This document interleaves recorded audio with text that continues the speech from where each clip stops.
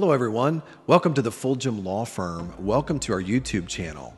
What's the difference between a restraining order and a protective order in Texas?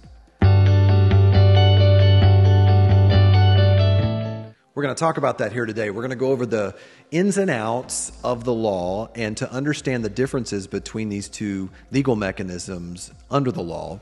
And I'm really going to go over in detail about protective orders in Texas.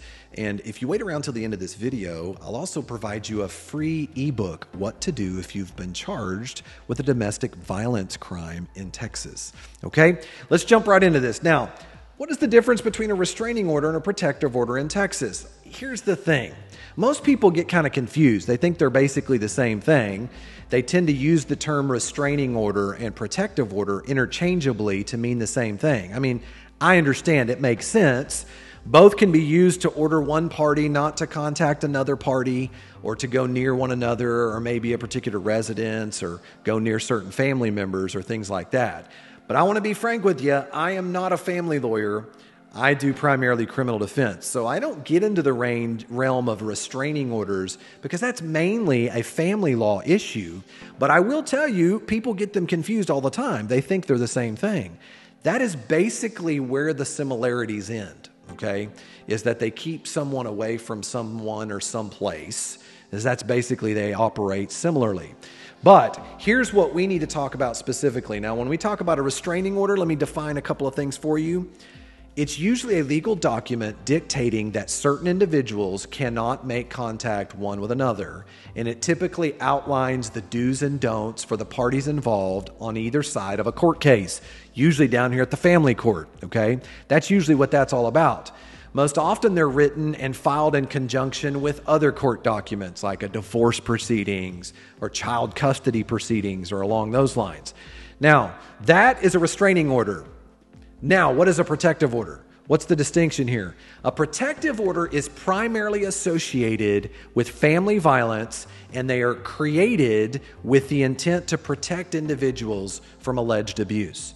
Here's the key. If you are arrested or charged, if you've been arrested for either a violation of a protective order or for assault, domestic violence assault, many times there is an automatic protective order that goes into effect by operation of law, okay?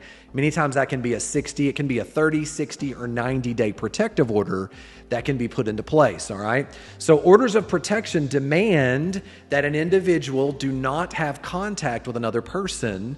And now the spirit behind that is to prevent stalking and assault, harassment, or any of those types of issues. And to give the opportunity to have a cooling off period and allow the alleged victim to be able to continue to move forward with their life, okay? Now, what does each type of order contain? Well, the Texas Family Code defines restraining orders as either a temporary restraining order or as an injunction.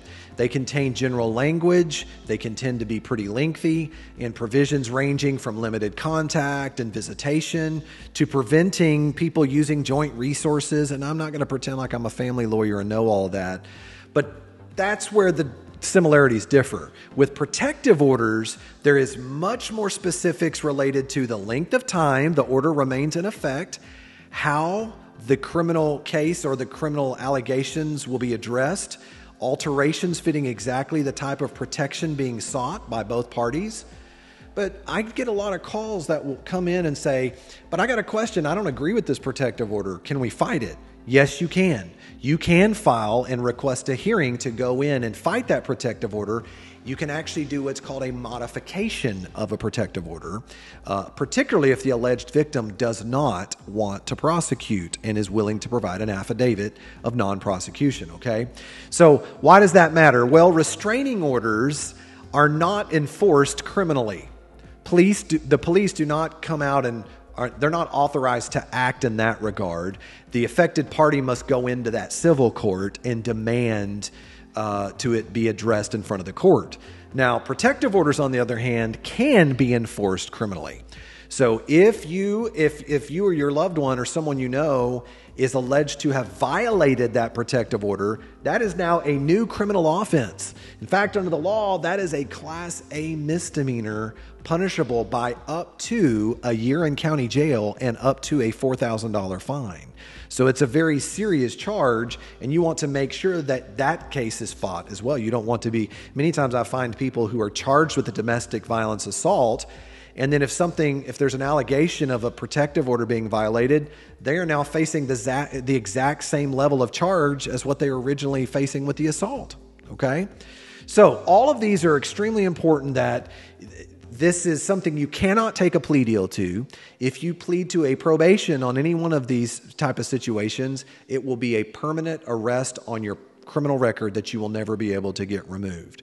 So that's a little bit of a summary of protective order laws in Texas. If maybe you or a loved one is facing a similar situation of either a protective order case or a domestic violence case, don't hesitate to contact the Fulgham Law Firm at 817-877-3030. We would be happy to answer all of your questions, give you a free consultation. And by the way, I promised you if you waited around to the end of this video, I would give you a free ebook, What to Do If You've Been Charged with a Domestic Violence Crime in Texas.